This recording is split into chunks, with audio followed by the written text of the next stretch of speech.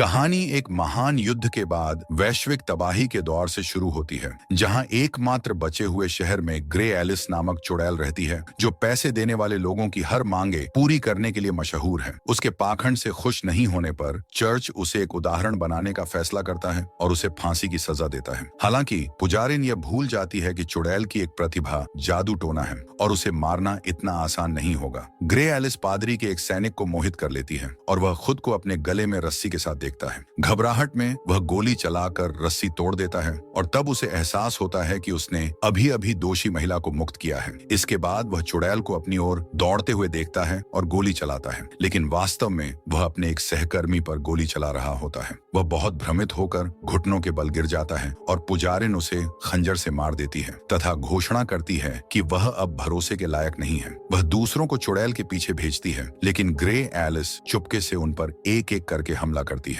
जब केवल पुजारिन ही बचती है तो चुड़ैल उसे एक चाकू से चौंका देती है और धमकी मिलने पर पुजारिन ने रस्सी को अपने गले में डाल लिया और खुद को फांसी के फंदे से लटका लिया, जबकि चुड़ैल वहां से चली गई। उसी समय बॉयस नामक एक शिकारी शहर में आता है। घात लगाने जा रहे एक व्यक्ति ने बताया कि वह यह बात जानता है और जब गुंडे उसे घेरना शुरू करते हैं तो वह अपनी जगह से नहीं हिलता। उनमें से एक व्यक्ति हथियार छीनने की कोशिश करता है, लेकिन उसके चारों ओर लिपटे दो सांपों को देखकर डर के मारे उछल पड़ता है। काटने में ज्यादा समय नहीं लगता है और ठग जमीन पर तड़पता रहता है, जबकि उसके साथी बॉयस की सटीक निशानेबाजी से तुरंत मारे जाते हैं। उन सभी को खत्म करने के बाद वह अपने सांपों को इकट्ठा करता है, अपनी प्रभावशीलता पर गर्व करता है। इस बीच ग्रे एलिस अंधी भिखारी के लिए एक सिक्का छोड़ती है और जब गरीब महिला उसका नाम लेकर पुकारती है तो वह चौंक जाती है। महिला बताती है कि उसने उसकी उदारता को पहचाना, जो वहां पर बहुत ही दुर्लभ होती जा रही है। हालांकि उसे यह अजीब लगता है कि चुड़ैल की आवाज इतने दशकों में नहीं बदली है,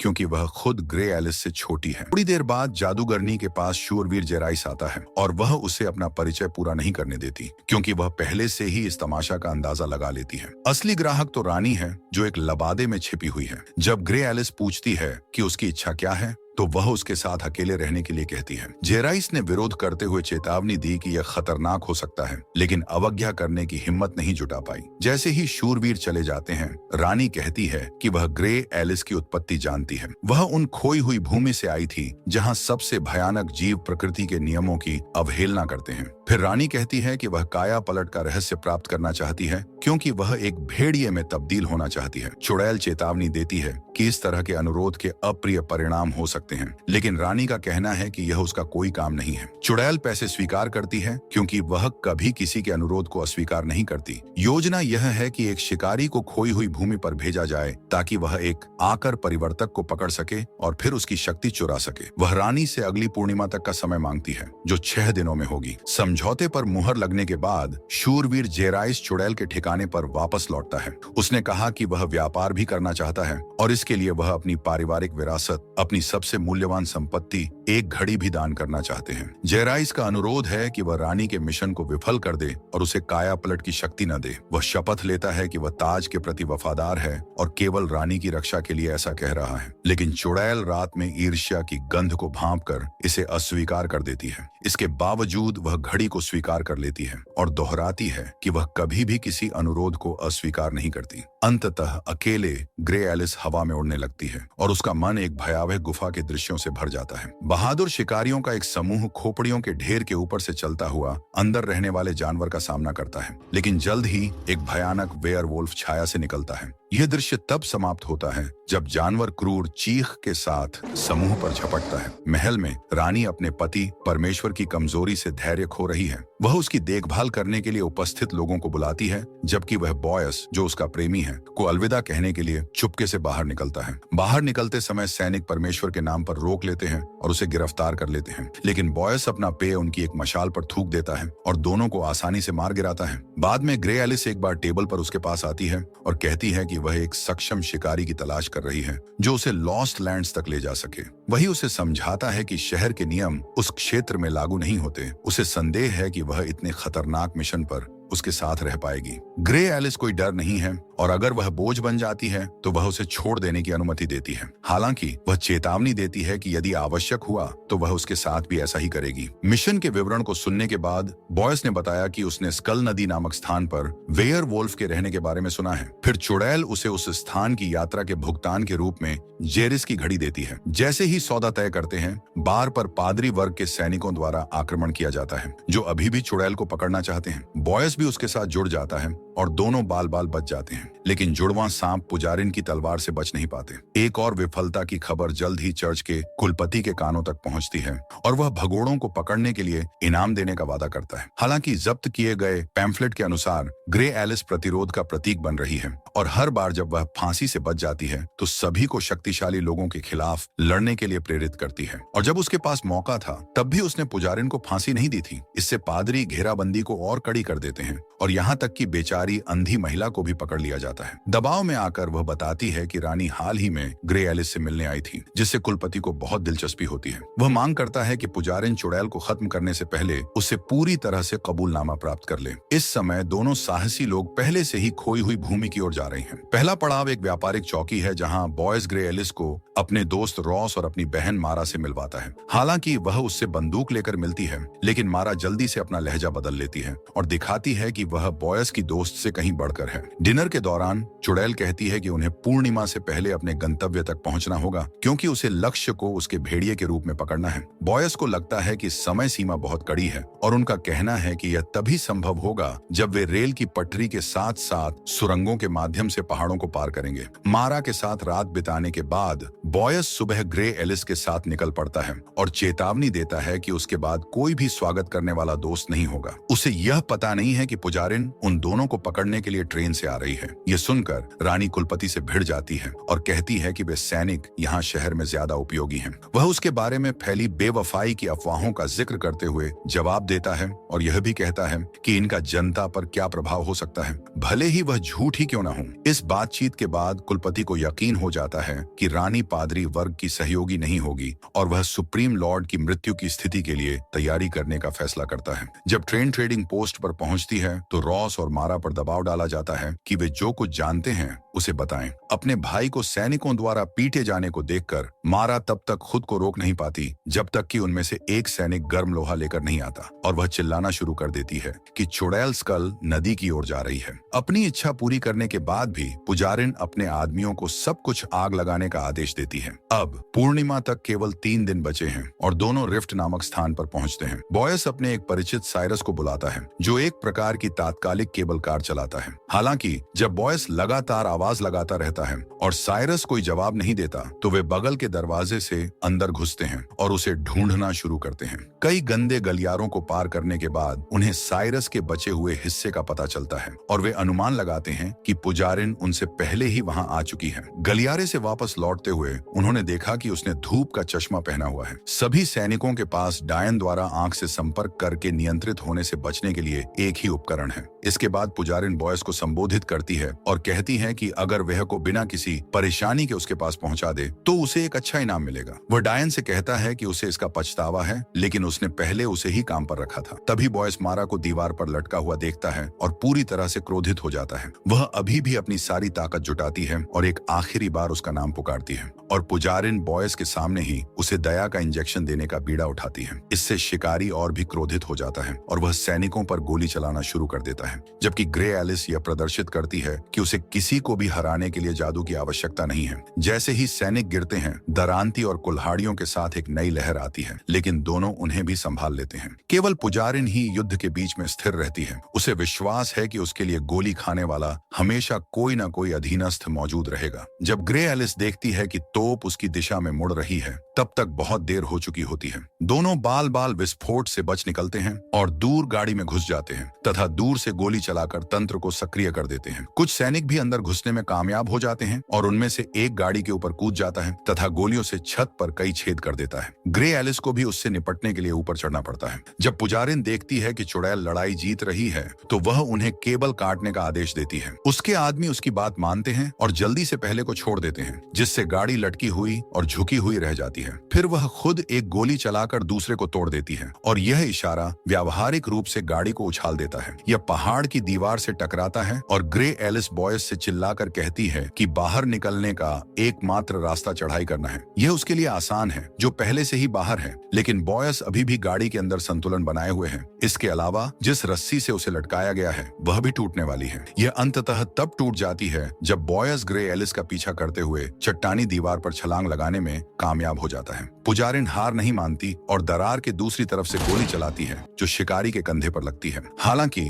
जब वह दूसरी गोली चलाने के लिए निशाना साधती तो वह मंत्र भूल जाती है और सीधे चुड़ैल की आंखों में देखती है। संपर्क संक्षिप्त था, लेकिन इतना कि वह भ्रमित हो गई और अपना ध्यान खो बैठी। बाद में बॉयस अपने कंधे से गोली निकालता है और ग्रे एलिस घाव पर टांके लगाकर उसकी मदद करती है। उस पल वह उससे कहता है कि वह बिल्कुल उसके जैसी है, और यह बात वह तब से जानता था जब उसने पहली बार उसकी आंखों में देखा था। इस बीच महल में रानी को खबर मिलती है कि वह गर्भवती है। बहुत प्रसन्न होकर वह अपने लगभग लकवाग्रस्त पति को बताती है कि भाई सर्वोच्च स्वामी बॉयस नामक एक किसान का बेटा है। कबूलनामे के बाद वह उसके चेहरे पर एक तकिया रखती है और उसे तब तक कसकर पकड़ती है जब तक कि उसकी सांस बंद नहीं हो जाती। पूर्णिमा तक 2 दिन शेष रहते बॉयस और ग्रे एलिस शैडो बैंड नामक एक पुराने सैन्य क्षेत्र में पहुंचते हैं। ट्रेन के आने की आवाज सुनकर वे एक बिजली संयंत्र के खंडहर में छिपने के लिए मजबूर हो जाते हैं। बॉयस वहां रहने वाले जीवों के बारे में चेतावनी देते हैं और कहते हैं कि उन्हें पूरी रात एक लौ जलाए रखनी होगी,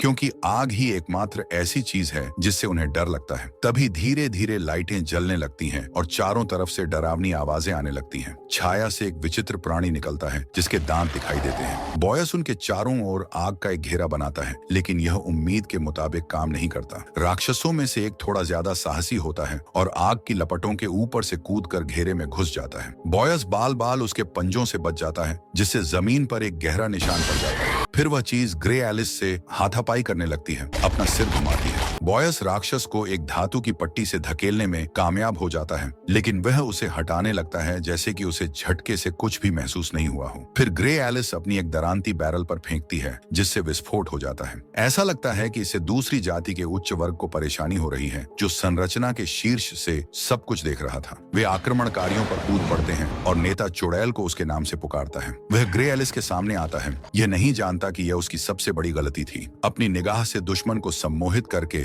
वह उसे पीछे हटने के लिए मजबूर करती है और आग का विस्फोट करती है, जो सभी जीवों में फैल जाती है तथा एक ही समय में सभी को हरा देती है। थक कर वह अपनी दोस्त की बाहों में गिर जाती है और कबूल करती है कि वह राक्षसों के नेता को पहले से ही जानती थी। वह बताती है कि इस जगह पर एक खजाना छिपा है, जो इसे पाने वाले को अपार शक्ति प्रदान कर सकता है। एक दिन एक आदमी ने उस खजाने को हासिल करने में मदद करने के लिए उसकी सेवाएं ली। उसने स्वीकार कर लिया, क्योंकि वह किसी के अनुरोध को अस्वीकार नहीं करती, लेकिन इसके भयानक परिणाम हुए। वह आदमी राक्षस बन गया, जो अभी अभी मरा है। पूर्णिमा से पहले आखिरी दिन की सुबह कुलपति ने प्रजा को यह घोषणा करते हैं कि सर्वोच्च भगवान मर चुके हैं। वह यह भी कहता है कि रानी गर्भवती है और मांग करता है कि नए सर्वोच्च भगवान को महिमा दी जाए, लेकिन दर्शक चुप रहे। कुलपति ने जेरस के साथ चिंतित नजरों का आदान प्रदान किया और शूरवीर ने शाही रक्षकों को भीड़ पर अपने हथियार तानने का आदेश दिया। इस प्रोत्साहन से विषय पंक्ति में आ जाते हैं और खुशी के वाक्यांश दोहराने लगते हैं। रानी ने झूठ बोलकर कुलपति को धन्यवाद देती है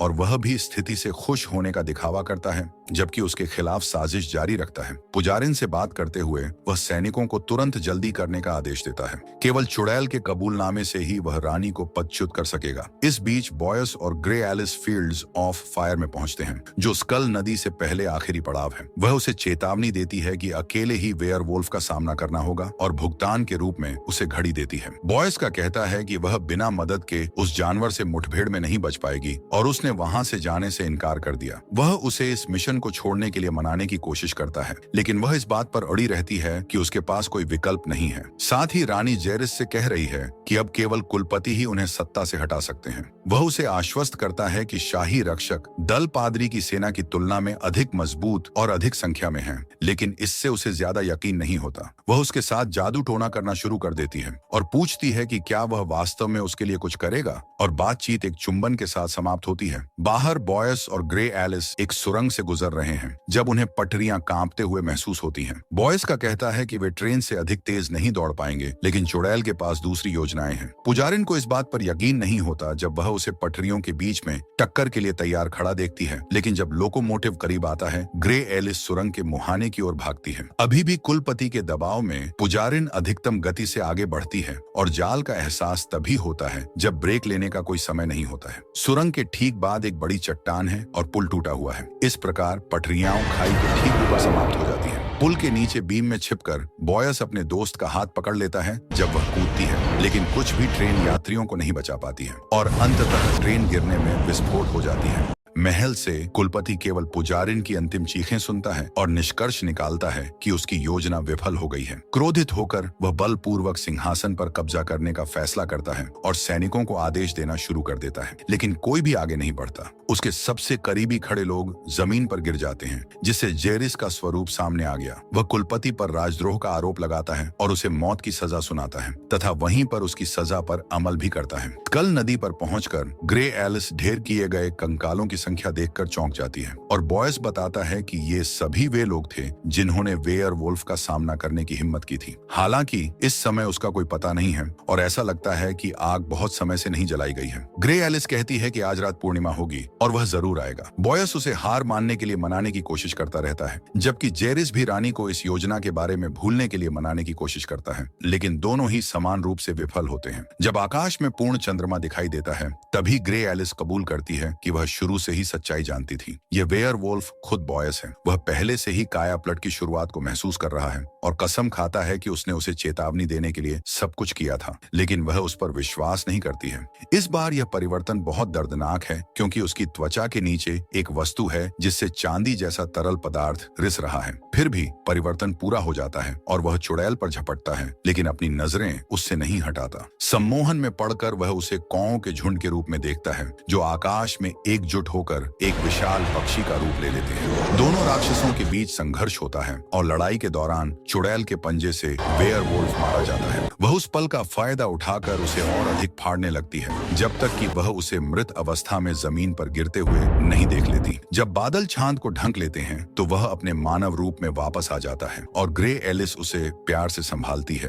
तथा उसे आराम करने की सलाह देती है। लेकिन जब वह उठता है तो देखता है कि वह जंजीरों में जकड़ा हुआ है और चुड़ैल अपनी पूरी योजना बता देती है। पुजारिन द्वारा उसके कंधे पर गोली मारने के बाद ग्रे एलिस ने घाव को सिलते हुए उसकी त्वचा के नीचे चांदी का सिक्का रखा दिया, क्योंकि वह जानती थी कि उसे कमजोर करने का यही एकमात्र तरीका था। अब उसे रानी के साथ अपना समझौते पूरा करना होगा और भेड़िए की शक्ति उससे छीनने होगी। लेकिन जब वह खंजर उठाती है तो बॉयस अपना अनुरोध करता है। उसकी इच्छा है कि ग्रे एलिस ही उसकी साथी बने। एक बार फिर चुड़ैल जवाब देती है कि वह कभी भी किसी अनुरोध को अस्वीकार नहीं करती है, लेकिन चेतावनी देती है कि कीमत बहुत अधिक हो सकती है। जब पूर्णिमा फिर से आसमान में दिखाई देता है तो बॉयस एक बार फिर रूपांतरित हो जाता है और वह खंजर को भेड़िए की त्वचा में घुसा देती है। वह उसके शरीर को पत्थरों से ढंककर भुगतान के रूप में घड़ी को उसके ऊपर छोड़ देती है और वह शहर लौट जाती है। अजय चुड़ैल की वापसी का लोगों पर जबरदस्त प्रभाव पड़ता है और कर्मचारी विद्रोह करना शुरू कर देते हैं। ग्रे एलिस ने भेड़िए की खाल जेरस को सौंपती है और कहती है कि रानी को इसे पहनने से पहले इस पर अपना खून टपकाना होगा। वह चेतावनी देती है कि यह काम उसी रात अवश्य किया जाना चाहिए। शूरवीर अपनी घड़ी वापस मांगता है और तर्क देता है कि उसने रानी के अनुरोध को पूरा करने का विकल्प चुना है। ग्रे एलिस उसे बताती है कि रानी बॉयस नाम के एक आदमी से गर्भवती है। उसकी जान लेते हुए वह जेरस से कहती है कि उसने उसे वह दिया जो वह वास्तव में चाहता था। रानी को बॉयस की मौत के बारे में जानकर बहुत दुख होता है और वह बताती है कि वह केवल भेड़िया बनना चाहती थी ताकि वह उसके साथ निर्बाध रूप से रह सके। जेरस उसे शांत करने की कोशिश करता है और एक बार फिर कहता है कि वह उसके लिए कुछ भी करेगा। क्रोधित होकर वह उसे मर जाने की मांग करती है और उसकी गर्दन में एक नुकीला हेयर पिन गाड़ देती है। इस समय तक लोग महल पर हमला कर चुके होते हैं और वह भागने के लिए मजबूर हो जाती है। सूरज उगता है, भेड़िए की खाल को जलाता है और खोपड़ी नदी पर रानी और जेरस दोनों की इच्छाओं को नष्ट कर देता है। पत्थर बॉयस के शरीर पर हिलने लगते हैं, जो अभी भी जीवित है। वह शहर लौटता है और ग्रे एलिस से विश्वासघात के बारे में पूछता है। वह कहती है कि उसने भेड़िए की खाल उतारी थी, उसे कोई नुकसान पहुंचाने का इरादा नहीं था और वह जानती थी कि बॉयस बच जाएगा। यह साबित करने के लिए कि वह सच कह रही है, वह भविष्यवाणी करती है कि वह उस पर गोली चलाएगा, लेकिन उसकी बंदूक जाम हो जाएगी। ये देखने के लिए पैसे खर्च करने के बाद बॉयस ट्रिगर खींचता है और बंदूक वास्तव में जाम हो जाती है। ग्रे एलिस भी उसके जैसे ही खंजर निकालती है और वे दोनों एक दूसरे के गले पर अपने ब्लेड दबाते हैं। गतिरोध का अंत हंसी मजाक में होता है और दोनों मिलकर सुलह करने का फैसला करते हैं। इस तरह बॉयस की इच्छा पूरी होती है।